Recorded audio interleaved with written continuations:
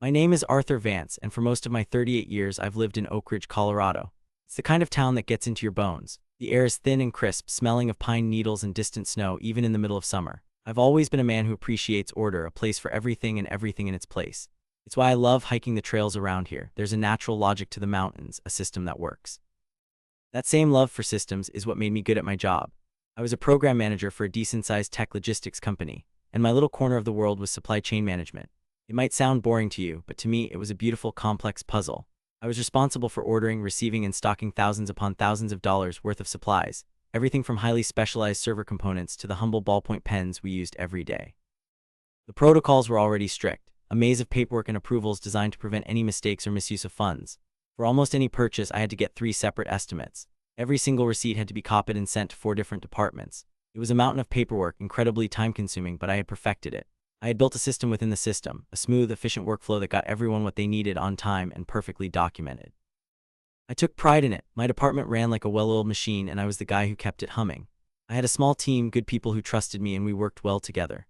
Life in Oak Ridge was quiet, my job was secure and satisfying, and I thought I had everything figured out. That was my world, and I was happy in it. Then the earthquake arrived, and his name was Marcus Thorne. The whispers started a few weeks before he actually showed up. Our old supervisor, a reasonable guy named Bill, was retiring, and his replacement was coming from the Denver office. The emails called him Marcus Thorne, but the rumors gave him another name, the master micromanaging mope.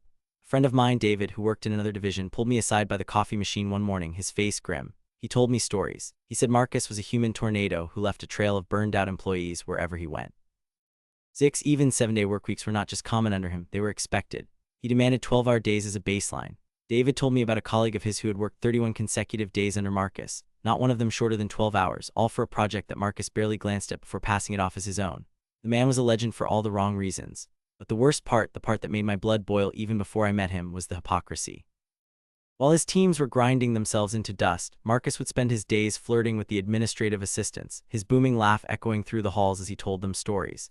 He was notorious for spending hours on the phone, calling into online game show auditions, trying to get his 15 minutes of fame on the company's dime. He had another nickname, one the late shift security guards gave him, Rock On. It was the name of a seedy strip club on the edge of town, and Marcus was a regular, often taking the company vehicle there during work hours. He'd also take long, unexplained business trips to Thailand, and everyone knew he wasn't there to see the temples. And to top it all off, he was married to a woman everyone described as an absolute sweetheart, a kind, gentle soul who deserved so much better. The final piece of the puzzle, according to David, was Marcus's method. In every department he took over, he would immediately anoint 2 disciples.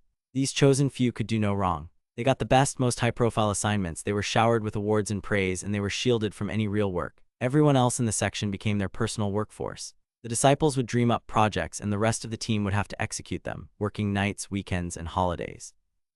Then at performance review time, Marcus would give everyone else terrible ratings, claiming their own work was lacking, even though they had no time to do their own work because they were too busy doing the disciples' projects. One of his favorite disciples, a guy named Chad, apparently made his entire team work through the 4th of July weekend on one of his reports while he was off training for a triathlon. I listened to all of this with a growing sense of dread. I hoped it was just office gossip, exaggerated and twisted. But when Marcus Thorne finally walked into our section, I knew every word was true. He had a forced smile that didn't reach his cold, calculating eyes. He strode in like he owned the place, which in a way he now did. He called a team meeting. He didn't ask about our current projects or what was working well. Instead, he launched into a monologue about accountability, discipline, and a new era of productivity. Then his eyes landed on me. He knew who I was, the keeper of the budget, the man who controlled the flow of supplies. He walked over to my desk, and with a theatrical slam of his fist that made my coffee cup jump, he laid down his first decree. He pointed a sausage-like finger at me and said, his voice dripping with condescension, "Vance, from now on every single purchase, and I mean every single one, must be personally approved by me before you order it. I don't care if it's a paperclip. I want to see it. Accountability, you understand." My world, so carefully ordered and balanced, was officially shaken. My problem was no longer about finding the best price for server racks or ensuring a timely delivery of printer toner. My new problem had a name, and he was standing right in front of me, pounding his fist on my desk, a smug look on his face. The nemesis had arrived. At first, I tried to handle it with professionalism. I thought maybe he just needed to understand the existing system. I calmly explained, "Marcus, I understand the need for oversight. That's why I wanted to show you the system we already have in place." I pulled out one of my recent purchase files, a thick binder filled with triplicate forms, signed approvals from 4 different managers, 3 competitive bids stapled together, and cross-referenced inventory logs. "As you can see," I said, trying to keep the frustration out of my voice, "every purchase is already extensively documented and approved. Adding another layer might actually create a bottleneck and slow down critical projects. He didn't even look at the binder, he just waved his hand dismissively. That's the old way, Vance. This is the new way, my way. He followed it with more fist pounding and some bizarre chest thumping, like a gorilla asserting his dominance. It was clear that this wasn't about accountability. It was about power. It was about him needing to have his hands on every single lever in the machine, so I tried to comply. The next day I had a major order for a new server array for the IT department. It was urgent, worth about $25,000. I compiled all the necessary paperwork, the 3 vendor quotes, the IT department's formal request, and brought it to him. I expected him to sign off on it quickly, given its importance. Instead, he made me wait outside his office for 45 minutes while I could hear him on the phone, loudly practicing his intro for a game show. "Hello, America, my name is Marcus Thorne and I'm ready to win big." When he finally called me and he spent another hour picking apart the proposal. "Why this vendor? Did you check their Better Business Bureau rating? What about the warranty on this specific capacitor? Are you sure we need this much memory? Maybe we can get by with less." He knew nothing about servers, but he acted like an expert, questioning every single detail. The order was delayed by a full day. The IT department started sending me anxious emails. This became the new normal. Every request, big or small, turned into a grueling interrogation. Projects started to stall. Other departments, who were used to my prompt service, grew frustrated.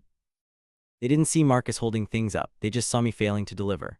My reputation, which I had spent years building, began to erode. And just as the rumors foretold, Marcus anointed his disciples. Their names were Chad and Kyle. Chad was a slick, smug guy who always looked like he just stepped out of a catalog, and Kyle was his silent, nodding shadow. They were immediately given the plum assignments, high-visibility projects that were destined for success.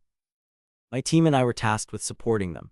One Friday afternoon, Chad strolled over to my desk, a stack of papers in his hand.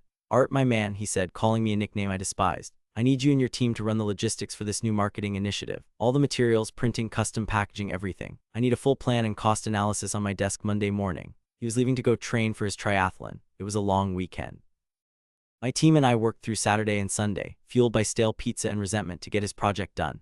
He didn't even say thank you on Monday. He just grabbed the report and presented it in the management meeting as his own brilliant work.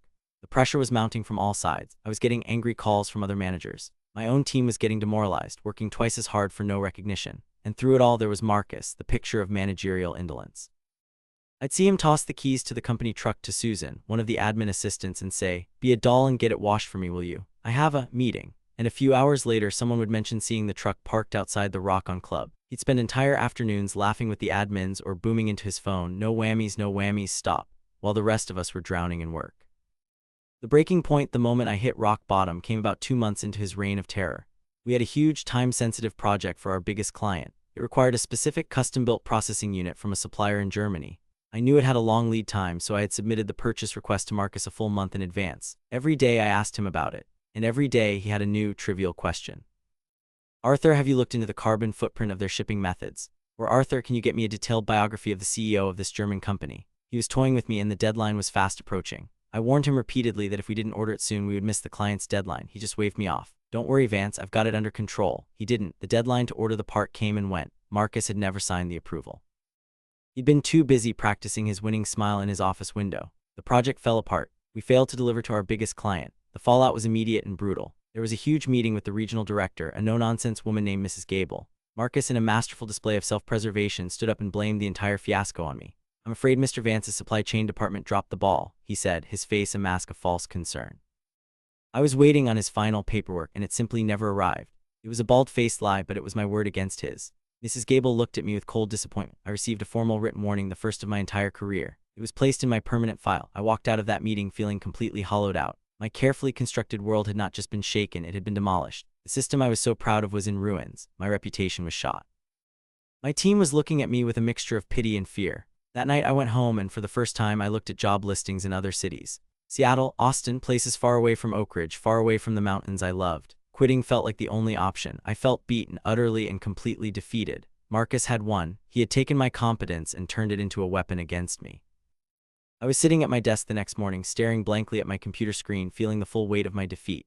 A little pop-up reminder appeared on my screen. Order Q3 office supplies. It was a routine task, something I usually knocked out in an hour. Pens, paper, staples, the mundane nuts and bolts of office life. I opened the request form, my mind still replaying the humiliation of the previous day. I typed black pens, 100 count, and then I stopped.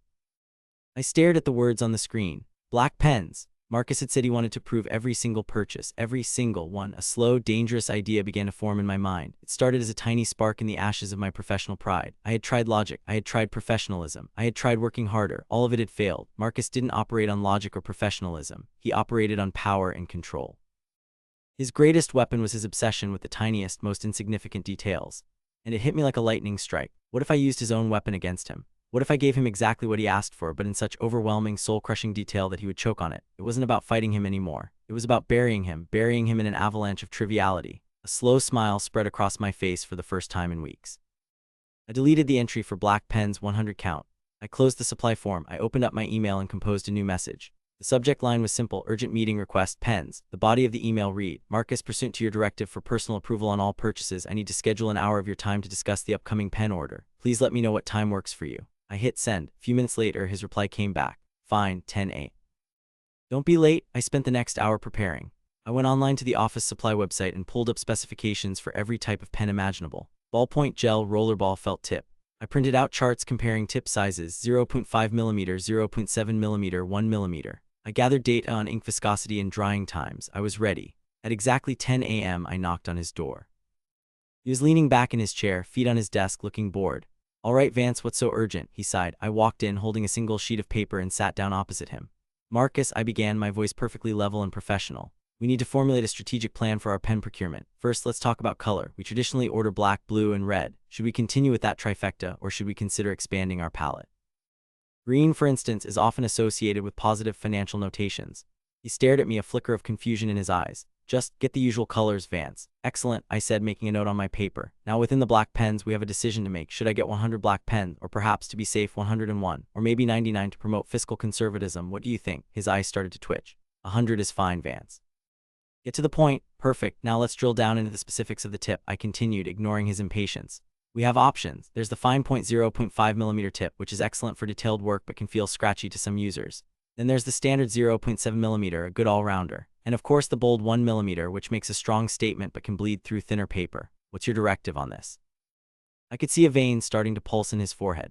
I don't care, Vance, just pick one. But Marcus, I said, my face a mask of earnest concern. You said you wanted to prove everything. This is a critical decision that affects user experience across the entire department. I can't possibly make it without your guidance. Should we go with the 0.7 mm? Yes, fine, the 0.7, he almost shouted. Wonderful, we're making great progress. Now we need to talk about the ink delivery system. Traditional oil-based ballpoint ink or the more modern, smoother gel-based ink. The gel ink offers a superior writing experience, but it is marginally more expensive per unit and can be prone to smudging if not allowed to dry. What is your preference? I went on like this for almost 2 full hours. We discussed retractable versus capped pens. We discussed grip materials, rubber, plastic, textured metal. We discussed pocket clip designs. With every new topic, I saw him deflate a little more. The smug arrogance was draining out of him, replaced by a glassy-eyed stare of pure, unadulterated boredom and frustration. He was trapped. He couldn't tell me to stop because that would be admitting his own directive was ridiculous. He had to sit there and endure it. Finally, after 1 hour and 52 minutes, I made my last note. Okay, Marcus, I think we have a solid, actionable plan for the pens. This has been incredibly productive. I stood up to leave. As I reached the door, I paused and looked back at him. He looked like a man who had just run a marathon. This was great, I said cheerfully. I'll need another hour with you tomorrow to go over paper. Is the same time, 10 a.m. good for you? He didn't say anything. He just made a low, guttural groaning sound deep in his throat. The next morning, I arrived at his office at 10 a.m. sharp. This time, I had a small suitcase with me. Morning, Marcus, I said, opening the case on the floor. Ready to talk paper? I pulled out stacks of samples. First, we have our standard 8.5 by 11-inch multi-purpose paper, but should we stick with the 20-pound weight or upgrade to the more substantial 24-pound? It has a better feel, but it will increase our annual paper budget by 7%. He just stared at me, his mouth slightly open. I continued, undeterred. Then there's card stock. We need to decide on the weight. 65-pound, 80-pound, or the really hefty 110-pound for important documents. And what about color? We have ivory cream, pale blue, granite. I laid out a fan of colored paper samples on his desk. And we haven't even touched on photo paper, glossy versus matte finish, or the different ream quantities and how they affect bulk pricing and storage logistics. I kept going, my voice a relentless, monotonous drone of details. I talked about printer ink, comparing the cost per page of genuine brand cartridges versus third-party refills. I discussed the potential for paper jams with lower quality paper. I talked about humidity levels in the supply closet and how it could affect paper curl. I could see his will to live draining from his eyes. He looked like a prisoner on death row. After another hour and a half, I started packing up my samples. Fantastic, I said. We've got the paper and ink strategy locked down. I'll book another hour with you tomorrow. We need to do a deep dive on storage solutions. We're talking file boxes, hanging folders, binder clips, the works. Same time, he was slumped in his chair, his face pale. He looked utterly broken. The next day I walked towards his office, my step light and confident. I didn't even get to knock. As soon as he saw me through the glass wall of his office, he shot out of his chair and flung his door open. His face was red, his hair was a mess, and his eyes were wild. "No," he yelled so loud that people in the entire department stopped what they were doing and looked over. "No more, just buy what you need," he sputtered, jabbing a finger at me. "Just do it, just give me a copy of the receipts when you're done. Now get out of here, get out." I just stood there for a moment, letting his words hang in the now silent office. I gave him a small, simple nod. "Done," I said calmly. "See you." I turned and walked back to my desk, feeling the eyes of my entire team on me. I didn't smile, I didn't gloat, I just sat down, opened up the supply order form, and in 5 minutes I ordered everything the department needed for the next 3 months. The war was over and I had won. Life in the department changed overnight. The bottleneck was gone. I went back to my old efficient system, getting people what they needed without delay. Productivity soared. The mood lifted. My team started smiling again. I would drop a stack of receipts on Marcus's desk at the end of each week, and he would just scribble his signature on the top one without even looking at them. He avoided eye contact with me. I had taken away his favorite tool, his power to micromanage, and he seemed lost without it. With his primary method of control gone, his other flaws became much more visible.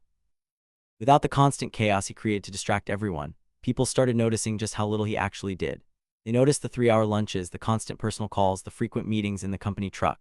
The regional director, Mrs. Gable, paid us another visit about a month later. She wasn't there to investigate a failure this time. She was there because our department's performance metrics had skyrocketed. She was impressed. She praised my team's efficiency and turnaround time. She asked me what had changed. I was polite but direct.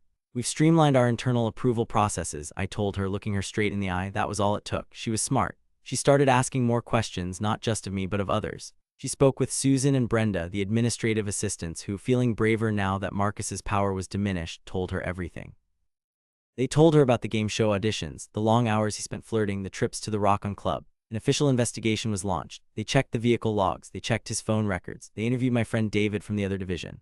The whole rot structure Marcus had built came crashing down. 2 weeks later, Marcus Thorne was fired, not for micromanagement, but for gross misuse of company property, time theft, and creating a hostile work environment.